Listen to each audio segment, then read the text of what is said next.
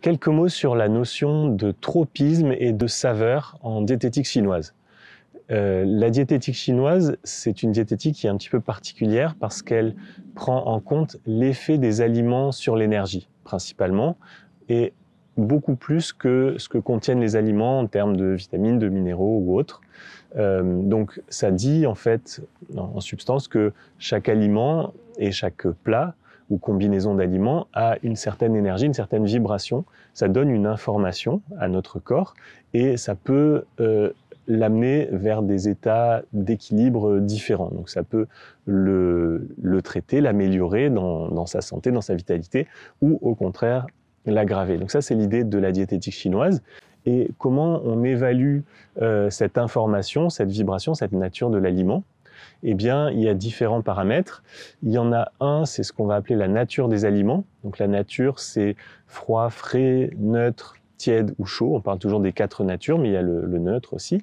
Ça, on ne va pas en parler là immédiatement, mais ça donne une information, on va dire, calorifique au corps. Ça n'a rien à voir avec la température de l'aliment, mais on peut manger du piment glacé, mais quand même, ça va donner une information de chaleur, par exemple, pour prendre un exemple extrême. Et ensuite, il y a une autre notion qui caractérise l'aliment qu'on appelle la saveur. Et dans la médecine chinoise, il y a 5 saveurs principales. Il y a des petites variantes après, mais les 5 principales. Donc c'est l'acide, l'amer, le doux, le piquant et le salé.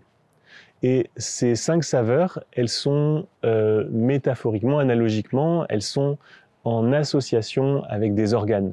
C'est-à-dire que on associe l'acide au foie, l'amer au cœur, le doux à la rate, le piquant au poumon et le salé au rein. Donc, on se dit, bah tiens, l'acide, il agit sur le foie, l'amer agit sur le cœur, etc.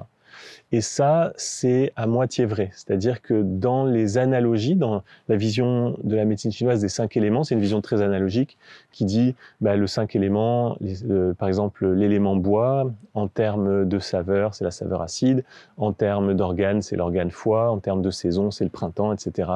Puis même chose pour le feu, en termes d'organes, c'est le cœur, en termes de saveur, c'est la mer, etc. Et donc c'est une vision analogique comme ça qui classe en fait l'ensemble de notre univers en termes de 5 éléments. Et donc, la saveur acide, par exemple, elle est associée au bois, de même que l'organe foie.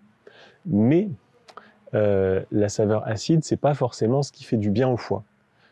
C'est juste classé ensemble et souvent, comme ça va dans le même sens, ça a tendance à aggraver les déséquilibres. Si on prend l'exemple de l'acide, c'est une saveur qui est restreinte, qui resserre, et ça va forcément aggraver les stagnations de l'énergie du foie. Et le foie, il est facilement sujet aux stagnations, au blocage.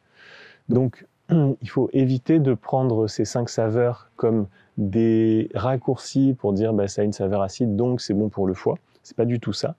En revanche, ces 5 saveurs, ce qu'elles ont d'intéressant, c'est surtout le mouvement d'énergie qu'elles produisent. Par exemple, la saveur acide, elle retient, elle resserre. Donc pour quelqu'un qui aurait des transpirations excessives, par exemple, ce serait une bonne idée de manger un petit peu plus de saveur acide. Ou alors la saveur amère, c'est une saveur qui fait descendre et qui rafraîchit, et qui purge vers le bas et qui enlève l'humidité, qui assèche en même temps qu'elle rafraîchit. Donc cette saveur amère, elle serait intéressante, par exemple, je sais pas, pour quelqu'un qui a des glaires de type chaleur dans la gorge. Donc les saveurs, on va plutôt considérer le mouvement qu'elles font sur l'énergie, et ça donne une vision qui est beaucoup plus précise. Et alors comment on fait pour choisir un aliment qui va agir spécifiquement sur le foie, ou spécifiquement sur le cœur, ou la rate? Eh bien là, il y a un autre élément qui rentre en jeu qu'on appelle le tropisme. Et le tropisme, c'est l'action de l'aliment sur l'organe. Enfin, c'est sur quel organe va agir l'aliment. Par exemple, si on prend le céleri branche, on va dire que le céleri branche, il a un tropisme sur le foie. On sait d'expérience que le céleri branche, c'est un bon aliment pour traiter le foie. Et la façon dont c'est formulé en médecine chinoise, c'est important, c'est formulé de la façon suivante, ça dit le céleri branche rentre dans le méridien du foie. Donc c'est dit comme ça. Ou alors, je sais pas, la pomme de terre douce, la patate douce rentre dans le méridien de la rate.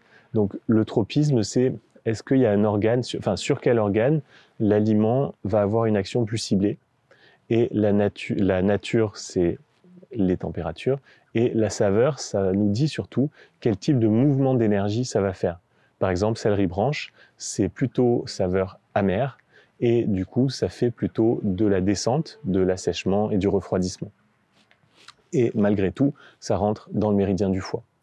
Donc j'espère que ça clarifie un petit peu ces notions de tropisme, nature et saveur. Donc pour résumer, nature, c'est l'effet calorifique, on va dire, parce que ça va plutôt réchauffer, refroidir ou être neutre. La saveur, c'est plutôt le mouvement d'énergie que ça produit. Et le tropisme, c'est sur quel organe ça va travailler.